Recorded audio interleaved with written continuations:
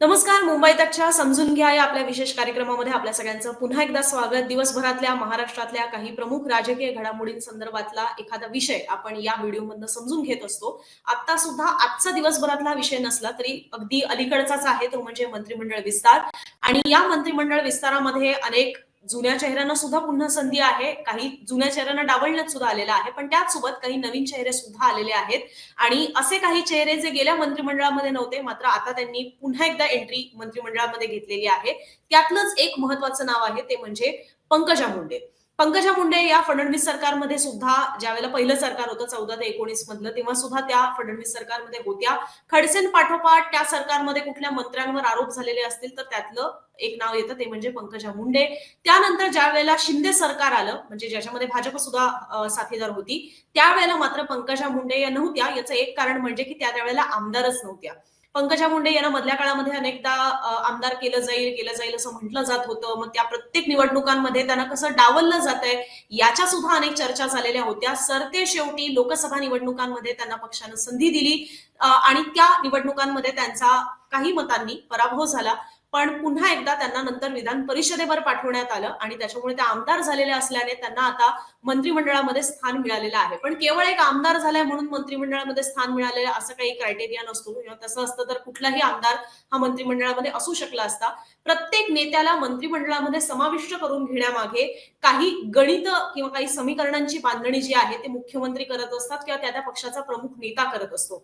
आता पंकजा मुंडे यांच्याबद्दलच मग आपण ही चर्चा का करतोय? मंत्रिमंडळ तर एवढं मोठं आता तयार झालेलं आहे 42 मंत्र्यांचं, त्याच्यामधले आपण फक्त पंकजा मुंडेंबद्दल ही चर्चा का करतोय?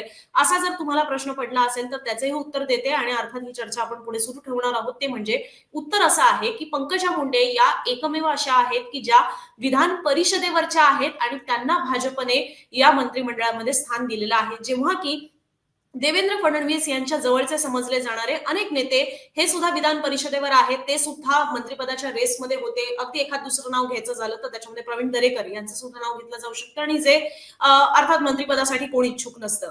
पण या सगळ्यांना बाजूला करून पंकजा मुंडे यांना ते स्थान देण्यात आलेलं आहे मंत्रिमंडळामध्ये. तर काय ती कारणं असू शकतात? पंकजा मुंडे यांच्यासाठी हा नियम कुठेतरी बाजूला ठेवण्यात आलेला आहे का, किंवा त्याला बगल देण्यात आलेली आहे का फडणवीसांकडनं, भाजपकडनं, किंवा पंकजा मुंडे यांचं असं ते काय स्थान आहे की ज्याच्यामुळे तिकडे इतर कोणीही न ठेवता पंकजा मुंडे यांनाच मंत्री करण्यात आलेलं आहे? या सगळ्या प्रश्नांची उत्तरं जाणून घेण्यासाठी आपल्यासोबत जोडले गेलेले आहेत द परफेक्ट व्हॉइसचे संपादक किरण तारे सर आपल्यासोबत पुन्हा एकदा या चर्चेसाठी जोडले गेलेले आहेत. सर, स्वागत आहे तुमचं पुन्हा एकदा मुंबई तक मध्ये. आणि मी बऱ्यापैकी आता प्रस्तावना दिलेलीच आहे, तर त्याच प्रश्नापासून सुरुवात करूया की पंकजा मुंडे या नावात असं काय आहे किंवा त्या आडनावात असं काय आहे, असंही आपण म्हणू शकतो. तुम्ही त्याचं विश्लेषण करालच. तर या नावामध्ये असं काय आहे की ज्याच्यामुळे नियमांना बगल द्यावी लागलेली आहे किंवा देण्याची तशी तयारी भाजपने केलेली आहे आणि त्यांना मंत्रिमंडळामध्ये स्थान देण्यात आलं विधान परिषदेवर असून सुद्धा? या सगळ्या गोष्टींची उत्तरं शोधण्यासाठी आपण 10 वर्ष मागे जायला पाहिजे. का म्हणजे 2014चा काळ आपण प्रेक्षकांच्या पुढे ठेवूया. 2014 मध्ये भारतीय जनता पार्टीचं सरकार पहिल्यांदा स्वबळावर महाराष्ट्रामध्ये सत्तेमध्ये आलं. भाजपचा स्वतःचा मुख्यमंत्री झाला आणि भारतीय जनता पार्टी पहिल्यांदा खऱ्या अर्थाने सत्तारूढ भाजप महाराष्ट्रामध्ये झाली. ही सगळी त्याची पार्श्वभूमी जरी असली तरी त्याच्यातला सगळ्यात मोठा फॅक्टर काय होता? तो फॅक्टर होता पंकजा मुंडे यांचा. त्यावेळेला काळ असा होता की गोपीनाथ मुंडे यांचं काही महिन्यांपूर्वीच निधन झालेलं होतं. त्यानंतर निवडणुका झाल्यात आणि निवडणुकीत भाजपला भरभरून यश मिळालं. त्यामुळे स्वाभाविकपणाने अशी एक परिस्थिती होती की पंकजा मुंडे या गोपीनाथ मुंडेंच्या राजकीय उत्तराधिकारी असल्यामुळे त्यांचा यथोचित सन्मान सरकारमध्ये केला जाईल अशी साधारण तेव्हा अपेक्षा होती. आता तेव्हा झालं असं की एक मोठा ओबीसी चेहरा असून देखील किंवा एक त्यांचं चांगलं नाव असून देखील त्यावेळेला म्हणतो मी 2014ची गोष्ट करतो, त्यावेळेला तशा त्या फक्त आमदार होत्या, त्यांना कुठला मंत्रिपदाचा अनुभव नव्हता. विधानसभेतली त्यांची कामगिरी तशी चांगली होती. म्हणजे त्यांनी बीड मधल्या स्त्री भ्रूण हत्येबद्दल खूप चांगले विषय मांडले होते हाऊसमध्ये आणि त्याची सगळ्यांनी दखल पण घेतलेली होती. मात्र पंकजा मुंडे या तेव्हा प्रशासक म्हणून समोर आलेल्या नव्हत्या. तेव्हा तसं कोणीच आलेलं नव्हतं, कारण की देवेंद्र फडणवीसांना पण तो अनुभव नव्हताच. फडणवीस तर पहिल्यांदाच थेट मुख्यमंत्री झाले, त्याआधी कधीच मंत्री नव्हते. पण त्यावेळेला परिस्थिती अशी होती की पंकजा मुंडे या नावाभोवती एक प्रचंड मोठं वलय निर्माण झालं होतं, कारण गोपीनाथ मुंडेंचं निधन झालेलं होतं. ते स्वाभाविकपणाने सहानुभूती त्यांच्याकडे खेचल्या गेलेली होती. अशा परिस्थितीमध्ये पंकजांना फक्त एक महिला आणि बाल विकास खातं देऊन कदाचित त्यांना असं वाटलं असेल की त्यांना त्या लेवलचं खातं तेव्हा मिळालं नाही, त्यांच्यावर एक प्रकारचा अन्याय झाला आणि पंकजा मुंडे यांना यांच्या घराण्याचं भारतीय जनता पार्टीमध्ये असलेलं योगदान बघता त्यांच्यासोबत कुठेतरी यांच्यामध्ये अन्याय झालाय अशी भावना तेव्हा होती. त्यानंतर झालं काय, पंकजा मुंडे यांचा जो कंपू होता त्या कंपूने एक असं वातावरण निर्माण केलं होतं त्यावेळेला की त्या खरं म्हणजे मुख्यमंत्री पदाच्या दावेदार होत्या आणि महाराष्ट्र भाजपमध्ये त्यावेळेला सर्वाधिक जनाधार असलेल्या नेत्या कोण, तर पंकजा मुंडे असं नाव त्यावेळेला समोर आलेलं होतं. त्यावेळेला धनंजय मुंडे भारतीय जनता पार्टीमध्ये नव्हते, ते भाजप सोडून राष्ट्रवादी काँग्रेसमध्ये गेलेले होते. त्यामुळे तसं मुंडे घराण्यामध्ये त्यांना चॅलेंज नव्हतं. मात्र झालं असं की त्या महत्वाकांक्षेमुळे मला मुख्यमंत्री व्हायचे आणि मीच मुख्यमंत्री असणार, त्यांनी एक प्रकारचा एक ग्रह करून घेतला होता की मला मुख्यमंत्री पदावरचा दावा डावलून कुठे ना कुठे दुय्यम दर्जाचं खातं देण्यात आलेलं आहे असं त्यांच्या मनामध्ये ग्रह कायम होता. जनतेच्या मनातली खरी मुख्यमंत्री मीच आहे असं स्टेटमेंट पंकजा मुंडेंकडनं आलं हे त्याच काळामध्ये. आणि त्यानंतरचं चित्र मात्र महाराष्ट्रातलं संपूर्णपणाने बदललं. जनतेच्या मनातला मुख्यमंत्री हा त्या मंत्रिमंडळामध्ये त्यांना फारसं स्थान देखील मिळालं नाही.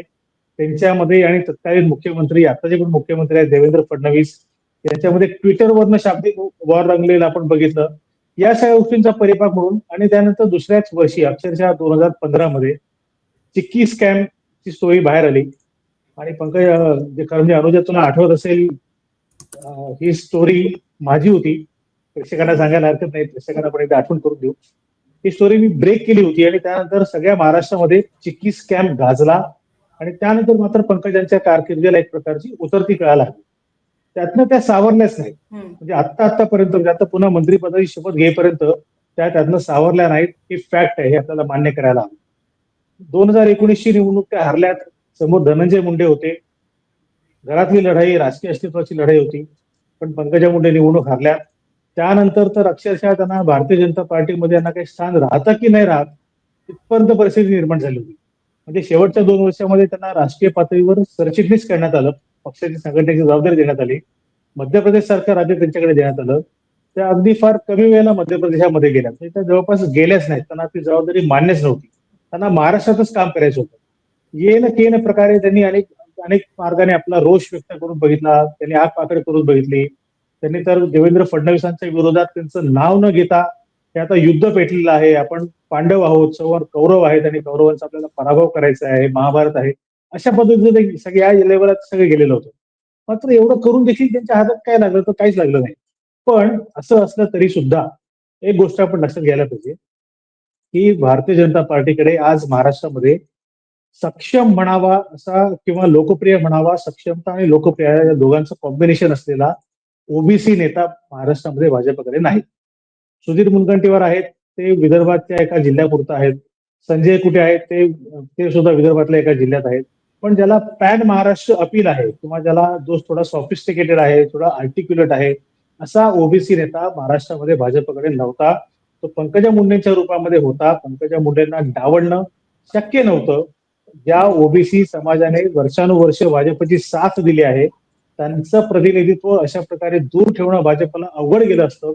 म्हणून कदाचित यावेळेला विधान परिषदेमध्ये असल्या तरी देखील पंकजा मुंडे यांचा मंत्रिमंडळात समावेश झालेला आपल्याला दिसतोय. पण असे एक्सेप्शन्स याआधी भाजपने कधी केलेले आहेत? म्हणजे मला पंकजांवर अजून सुद्धा चर्चा पुढे न्यायचीच आहे, पण लोकांसाठी उदाहरणं सुद्धा द्यायला हवी की अशा पद्धतीचे जातीय समीकरण लक्षात घ्यायला किंवा विभागीय समीकरण लक्षात ठेवण्यासाठी वेगवेगळे असतात मंत्रिमंडळामध्ये क्रायटेरिया. तर असे एक्सेप्शन्स याआधी भाजपने कधी राखलेले आहेत? म्हणजे भाजपचं सरकार म्हणायचं झालं तर खास करून आपल्याला 2014 पुढचाच इतिहास बघायला हवा किंवा 1995च्या सरकारबद्दल सुद्धा तुम्ही सांगू शकलात तर, की त्यावेळेला असे कुठली एक्सेप्शनल केसेस असायच्या का? म्हणजे गडकरी सुद्धा त्यातलं एक खरं तर उदाहरण आहे, पण तिकडे काही जातीय मुद्दा येत नाही. तर तुम्ही काय सांगाल त्याबद्दल की पंकजांपूर्वी असे एक्सेप्शन्स कधी कधी पाहायला मिळाले आणि तेव्हा त्याची काय कारण होती? नितीन गडकरी हे तर सगळ्यात मोठं उदाहरण आपल्या पुढे आहेच. विनोद तावडे जेव्हा विरोधी पक्ष नेते होते, विधान परिषदेमध्ये होते. तावडेंनी विधानसभेची निवडणूक कधी लढवली? 2019 मध्ये. तोवर ते विधान परिषदेमध्ये होते. त्यामुळे दोन्ही या मोठ्या नेत्यांना विधान परिषदेमध्ये संधी दिली होती आणि मग त्यांना मंत्रिमंडळामध्ये घेतलं आणि त्यांना विधानसभेत पाठवलं. गडकरी तर राष्ट्रीय अध्यक्ष झाले. हा सगळा इतिहास आहे. मात्र या दोघांमध्ये आणि पंकजा मुंडेंमध्ये फरक हा आहे की नितीन गडकरी असोत किंवा विनोद तावडे असोत त्यांचा स्वतःचा मतदारसंघ नव्हता. पंकजा मुंडे या 2 टर्म विधानसभेमध्ये निवडून आलेल्या होत्या. त्या तिसरी निवडणूक हरल्यामुळे मग त्यांना विधान परिषदेचा मार्ग ओपन करण्यात आला. पण त्या विधानसभेत त्यांचं अस्तित्व होतं, त्या विधानसभेच्या निवडणूक जिंकलेल्या होत्या. गोपीनाथ मुंडे त्यावेळेला होते, त्यांनी लेखीसाठी प्रयत्न करून निवडणूक जिंकून आले होते त्यांच्यासाठी. हा बेसिक फरक आहे. म्हणजे पंकजा काही थेट विधान परिषदेत गेलेल्या नाहीत. त्या विधानसभेची निवडणूक हरल्यामुळे, लोकसभेची निवडणूक हरल्यामुळे, दोन निवडणुका हरल्यात, आता राजकीय अस्तित्वाचा प्रश्न निर्माण झालाय. आणि मुळात कसं आहे की महाजन मुंडे घराण्यातला कोणीही आता त्या याच्यामध्ये नाही, संसदीय राजकारणामध्ये नाही, हे चित्र पण वाईट दिसलं असतं. पंकजा मुंडे विधान परिषदेमध्ये आल्यात, मात्र पूनम महाजन यांचं तिकीट कापण्यात आलं. त्यामुळे ज्या घराण्याने भाजप महाराष्ट्रामध्ये वाढवली, त्यांच्या घराण्यातला कोणीही प्रतिनिधी नाही, हे भाजपच्या कार्यकर्त्यांचं मोराल एक प्रकारे डाऊन करणारं ठरलं असतं. त्यामुळे कदाचित पंकजा मुंडे यांना विधान परिषदेमध्ये संधी देण्यात आली, इथपर्यंत ठीक आहे. पंकजा मुंडेचं तिकीट हे नंतर काढण्यात आलंय, त्याच्यामध्ये थोडी दुरुस्ती आपण केली पाहिजे. आधी पंकजा मुंडे या विधान परिषदेमध्ये आल्यात, मग पूनम महाजन यांचं तिकीट कापण्यात आलं. हा त्याच्यातला सिक्वेन्स आहे. पण असं असलं तरी आता पॉवर हाऊस जेव्हा आहे, आता जेव्हा संपूर्णपणाने बहुमताचं सरकार भारतीय जनता पार्टीकडे आहे, अशा वेळेला इतक्या ज्यांचा प्रभाव आहे ओबीसी समाजावर, ज्या महिला म्हणून सुद्धा त्यांचं कामगिरीची, आमदार म्हणून कामगिरी खूप चांगली होती, त्याबद्दल काही वाद नाही. आधी बोललो त्याप्रमाणे आमदार म्हणून त्यांनी छान काम केलं होतं 10 वर्षासाठी. मंत्री म्हणून असलेलं काम वेगळं, आमदार म्हणून असलेलं काम वेगळं. पण जातीय समीकरणामध्ये पंकजा मुंडेंना दावडणं अशक्य होतं. आणि अशा वेळेला जेव्हा धनंजय मुंडे तिकडनं अतिशय दुसरं पॉवर सेंटर म्हणून तयार झालेले आहेत बीड जिल्ह्यामध्ये, भलेही धनंजय मुंडे यांचा भाजपबद्दल सॉफ्ट कॉर्नर असेल, पण ते आता अधिकृतपणाने राष्ट्रवादी काँग्रेसकडे आहे. ते भाजपमध्ये असते तर कदाचित पंकजा मुंडे यांना संधी मिळाली असती का नाही, मला शंका आहे. पण ते राष्ट्रवादी काँग्रेसमध्ये आहेत. पंकजा मुंडेंच्या वडिलांची एवढी मोठी लेगसी आहे, ती लेगसी डावलणं आणि कार्यकर्त्यांचं मोरल डाऊन करणं शक्य झालं नसतं. हा त्यातला एक भाग झाला. दुसरा एक भाग म्हणजे जेव्हा सगळीकडे मराठा आंदोलन जोरात सुरू आहे, ज्या वेळेला मराठ्यांच्या काही नेत्यांकडून भारतीय जनता पार्टीला हरवण्याची भाषा होत होती, अशा वेळेला ओबीसी समाज संपूर्णपणाने भाजपच्या पाठीशी उभा राहिला. त्या ओबीसी समाजाला कुठेतरी दुखवायचं नाही, हा देखील विचार याच्या मागे दिसतो. मग संजय कुटेंचं तिकीट कापलं तर फार रिॲक्शन येते का, तर येत नाही. त्यांनी आज स्टेटमेंट काढून पाहिलं की कार्यकर्त्यांनी शांत राहावं, कोणी काही आक्रस्ताळेपणा करू नये, कुठला काही निर्णय घेऊ नये, शांतपणाने राहिले. सुधीर मुनगंटीवार हे दुसरे ओबीसी महत्वाचे नेते आहेत, इन्फ्लुएन्शियल नेते आहेत, त्यांना पण मंत्रिमंडळामध्ये घेतलेलं नाही आहे. पण सुधीर भाऊंनी आपला त्रागा व्यक्त केला, त्याच्या व्यतिरिक्त त्यांनी काही केलं नाही. त्या अतिशय शिस्तीमध्ये त्यांनी निर्णय मान्य केलाय. असं कदाचित पंकजा मुंडेच्या बाबतीत झालं नसतं. म्हणजे पंकजा मुंडेंचं गेल्या 5 वर्षातलं वागणं, बोलणं, त्यांच्या ऍक्टिव्हिटीज, त्यांचा आक्रमकपणा, हे सगळं बघता पंकजा मुंडे या काही शांत बसल्या नसत्या.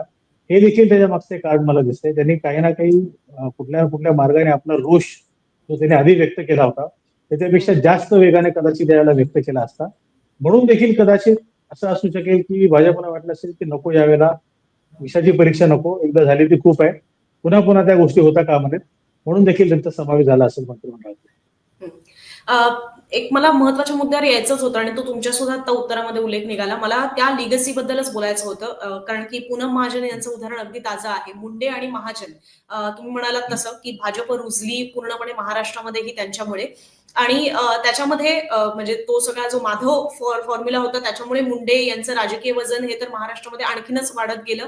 पण ज्या पद्धतीने पूनम महाजन यांचं तिकीट कापण्यात आलं, तर त्याही वेळेला हे आरोप विरोधकांकडनं सुद्धा झालेले होते की भाजपच ज्यांच्यामुळे मोठी झाली महाराष्ट्रामध्ये, त्यांच्याच कन्येला डावलण्यात आलं, वगैरे वगैरे वगैरे. पण म्हणून पूनम महाजन यांनी सुद्धा काही इंटरव्ह्यूज मध्ये नाराजी व्यक्त केली, खतखत व्यक्त केली, पण त्याचे तेवढे परिणाम दिसून नाही आले. किंवा पूनम महाजन यांना लगेच कुठे ऍडजस्ट केलेलं आहे असंही दिसून आलं नाही, किंवा तशी गरज सुद्धा दिसून आलेली नाहीये.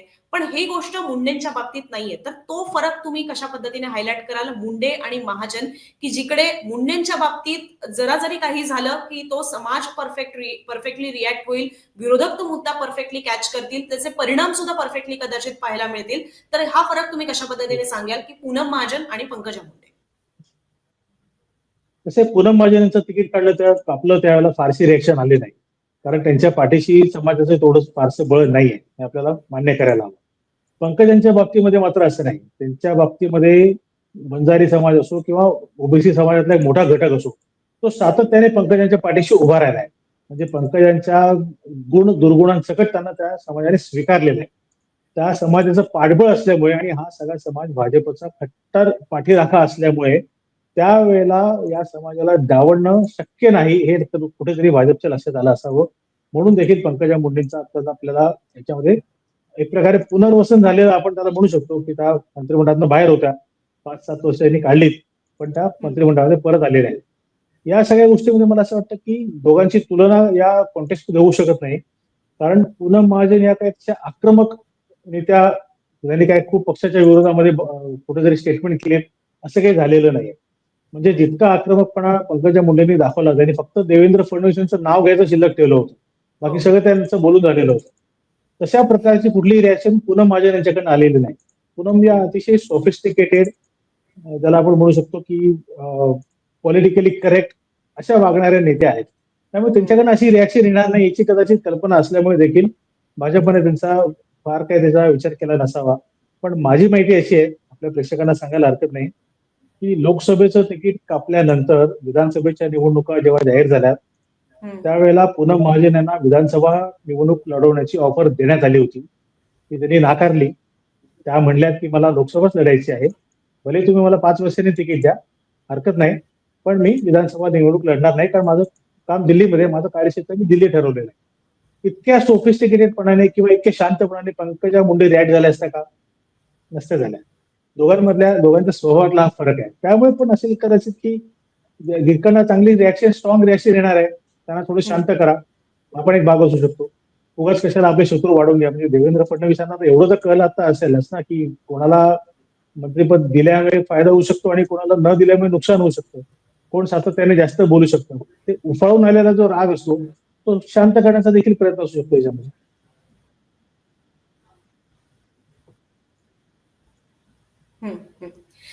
त्याचसोबत आणखीन एक प्रश्न घ्यायचा आहे, तो म्हणजे मला स्पेसिफिकली पंकजा मुंडे यांच्याबद्दल, की हा जो मुंडे ब्रँड आहे महाराष्ट्रामध्ये आता सगळे असे एक एक एक एक ब्रँड्स आहेतच, की एक पवार ब्रँड आहे, ठाकरे ब्रँड आहे, मुंडे ब्रँड आहे. तर हा जो मुंडे ब्रँड आहे याला कुठला ऑल्टरनेटिव्ह ओबीसी चेहरा म्हणून भाजपला इतक्या वर्षांमध्ये शोधता आलेला नाहीये का, किंवा तयार करता आलेला नाहीये का, ज्याच्यामुळे काहीही होऊ दे त्या ठिकाणी त्यांना मुंडे हे नाव आणि त्या परिवारातनं येणाऱ्या व्यक्तीला तेवढं सन्मानजनक स्थान देणं हे एक प्रकारे त्यांची अपरिहार्यता ठरते का? काही वर्षांपूर्वीची भाजप पाहिली तर त्यावेळेला भाजपचे अजेंडा, मुद्दे मांडणारे चेहरे वेगळे होते. आज महाराष्ट्र भाजप पाहिली तर त्याच्यामध्ये बऱ्यापैकी फडणवीस यांनी आपली एक टीम तयार केलेली आहे. पण ही गोष्ट ओबीसी चेहऱ्याच्या बाबतीत मात्र पाहायला मिळत नाही. तर त्यामागची काय कारणं असू शकतात? तसं नेतृत्व तयार करण्यामध्ये यश आलेलं नाहीये, किंवा त्यांच्या मागे तेवढा मुंडेंना काउंटर करता येईल असा एक प्रकारे काय म्हणू शकतो, जनसागर त्यांच्या मागे नाहीये. तुम्हाला याबद्दलची काय कारणं वाटतात, की मुंडेंचं ऑल्टरनेटिव्ह, आज मुंडे जाऊन 10 वर्ष झालेली आहेत तरी सुद्धा भाजपला महाराष्ट्रामध्ये तयार करता आलेला नाहीये का? नाही, कशाला शोले सिनेमा आपण सगळ्यांनी भेटला की नाही, त्याच्यामध्ये डायलॉग आहे, लोहा ही लोहे को काटता है. म्हणून मी तुम्हाला इकडे गब्बरला मांडण्यासाठी गुंड का लागतात, पण लोहा लोहे को काटतात. मुंडे हा ब्रँड एवढा मोठा आहे की त्या मुंडेंचा ब्रँडचा प्रभाव संपवण्यासाठी म्हणून दुसरा मुंडेच लागणार, अन्य कोणी त्याच्यामध्ये चालू शकत नाही. मग कोण लागणार? कारण गोपीनाथ मुंडेंचं काम इतकं मोठं होतं, त्यांनी पक्ष म्हणजे भारतीय जनता पार्टी, ज्यांना अगदी सुरुवातीपासून माहिती आहे 1970च्या दशकामध्ये तेव्हापासून ते 2014 पर्यंत अनेक खस्ता खाऊन खाऊन ज्या वेळेला भारतीय जनता पार्टी वाढवण्याचं काम गोपीनाथ मुंडेंनी केलं, त्याला मला वाटतं त्यांच्यापेक्षा दुसरा कोणी ब्रँड असूच शकत नाही, असं असूच शकत नाही. कारण आणि एखाद्या नेत्याची लेगसी काय अशी 10 वर्षामध्ये संपू शकत नाही, त्याला बराच काळ जावा लागतो त्या नेत्याचं विस्फोरण होण्यासाठी. आणि ज्या नेत्याने मुळात पार्टी स्क्रॅच पासून तयार केलेली असेल, स्क्रॅच पासून उभी केलेली असेल, असे नेते विसरता येणं अशक्य गोष्ट असते. म्हणजे गोपीनाथ मुंडेंसोबत काही प्रवासामध्ये जाण्याचा योग मला आला होता, ते ज्या पद्धतीचा त्यांचा जनसंपर्क होता तो थक्क व्हायचं माणसाला, की हा एखादी व्यक्ती अगदी हेवी डायबिटीस असताना देखील दिवसाला 25-25 कप चहा कशी पिऊ शकते. त्याला विचारतो की साहेब काय आहे, तुम्हाला इतका त्रास होतो, तुम्ही चहा कसं पितात? तर ते म्हणायचे की अरे बाबा, हे लोक प्रेमाने चहा देतात, त्यांचं प्रेम नाकारणार कसं तुम्ही? शक्यच नाही, हे माझ्या घरातली माणसे, माझ्या प्रेमाची माणसं आहेत, त्यांच्या सोबत राहणं, कार्यकर्त्यांच्या सोबत राहणं हा त्यांचा श्वास होता. अशा माणसाला विसरणं मला वाटतं अशक्य गोष्ट आहे. आणि त्यांच्याच घराण्यातली व्यक्ती असेल तर स्वाभाविकपणाने गोपीनाथ मुंडेंचे गुण हे पंकजांच्या मध्ये असतील असं लोकांना वाटतं, म्हणून त्यांना पण तेवढाच रिस्पेक्ट त्याच्यामध्ये मिळतो. त्यांच्यामध्ये अजिबात त्याचे गुण नाहीत असं मला म्हणायचं नाही, सगळेच गुण आहेत. काही गोष्टी कमी जास्त असू शकतात, पण ती जी लेगसी असते ती मुंडेंची मुलगी आहे. किंवा धनंजय मुंडेंचं काय झालंय, धनंजय मुंडे आहेत ते, त्यांनी मुंडेंच्या म्हणजे वेगळं नाव असतं, तर कदाचित धनंजय मुंडे आता त्या लेवलला गेले असतील की नाही आपल्याला सांगता येणं अवघड आहे, किंवा त्याला इतकं सहजासहजी मिळालं असतं की नाही हे पण सांगता येणं अवघड आहे. तर ते मुंडे नाव असल्यामुळे हे सगळं त्याच्यामध्ये निघून जातं.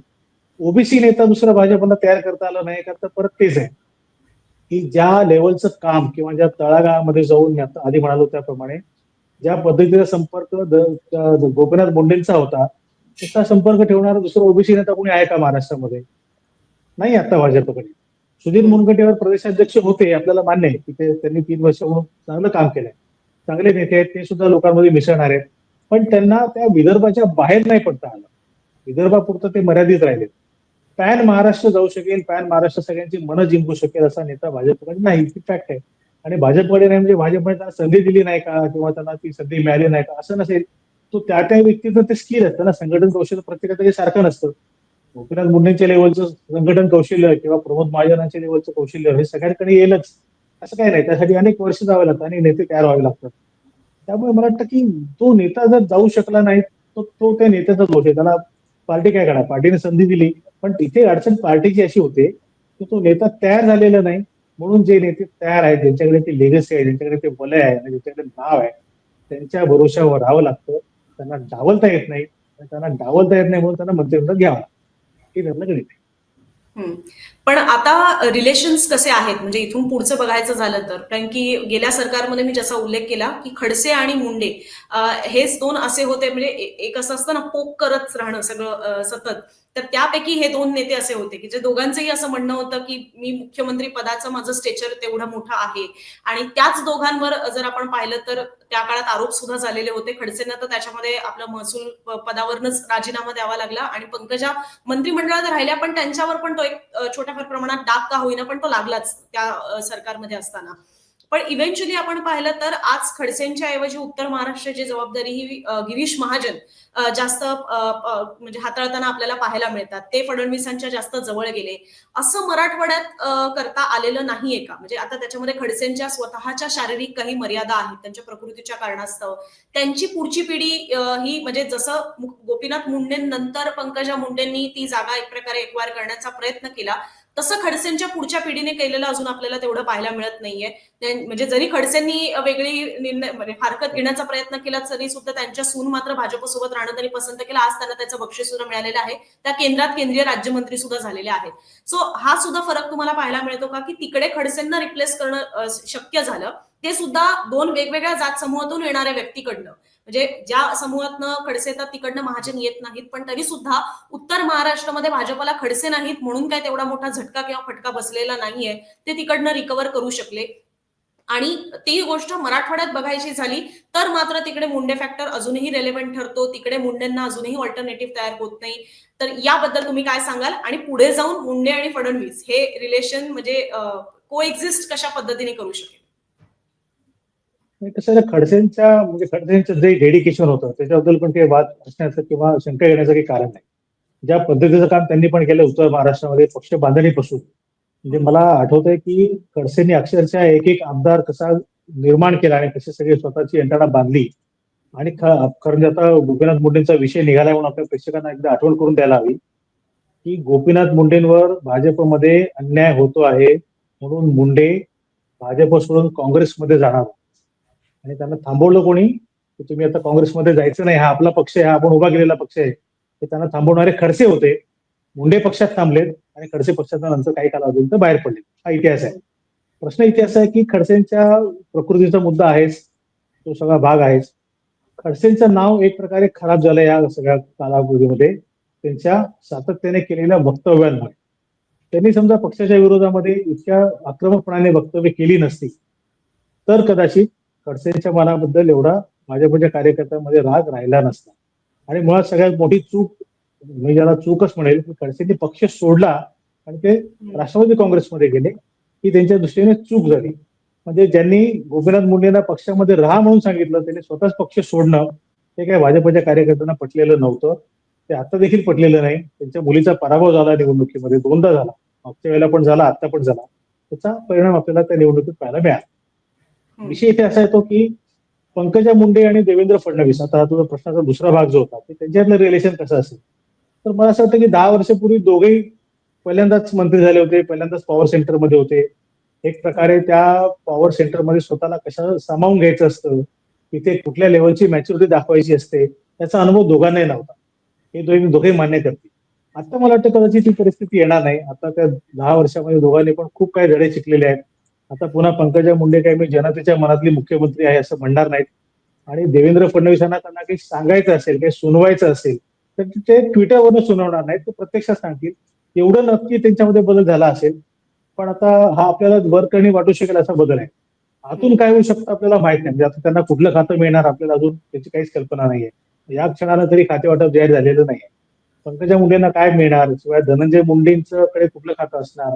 भावा बहिणीमध्ये वरकरणी जरी आपल्याला एकोपा दिसतोय, तरी राजकारणामध्ये कोण अगदी सख्खा आणि कोण परका असं काही सांगता येत नाही. त्यामुळे राजकारणामध्ये प्रत्येकाला स्वतःचं स्थान हे बळकट करायचं असतं. तर देवेंद्र फडणवीसांचं जो काही कल आहे तो धनंजय मुंडे यांच्याकडे जास्त असणार आहे का पंकजांकडे असणार आहे, याच्यावर पण देखील बऱ्यापैकी गणित अवलंबून असेल. पंकजा मुंडे यांना कुठल्या प्रकारचं पाठबळ मिळत आहे, ते अगदी खात्याच्या स्वरूपामध्ये असेल, त्यांच्या खात्याला निधी किती मिळतोय, या सगळ्या गोष्टी असतील, त्यांना किती प्रकारचे अधिकार मिळत आहेत, आणि मुख्य म्हणजे मुख्यमंत्र्यांचा त्यांच्यावर कितपत विश्वास बसतोय, या सगळ्या गोष्टी महत्वाच्या आहेत. एकदा का मुख्यमंत्र्यांचा विश्वास बसला म्हणजे गिरीश महाजनांचा उल्लेख तू केलास की गिरीश महाजन त्यांचे काय उद्धव ठाकरे त्यांना तर हनुमान म्हणायचे. त्याचं देवेंद्र फडणवीसांचे हनुमान आहेत. प्रत्येक संकट मोचकामध्ये ते संकटामध्ये संकट मोचकाची भूमिका पार पडत असतात. अशा प्रकारचा विश्वास पंकजा मुंडेंवर कदाचित देवेंद्र फडणवीस टाकतील का, मला शंका आहे. तेवढ्या लेवलचा नव्हे, पण किमान या आपल्या विश्वासाला पात्र ठरतील एवढा जरी कॉन्फिडन्स त्यांना आला, तरी मला वाटतं दोघांमध्ये रिलेशन चांगले राहतील. आणि आता कसं आहे, परत तेच आहे की तेवढी मॅच्युरिटी तर दोघांमध्ये नक्कीच आलेली आहे.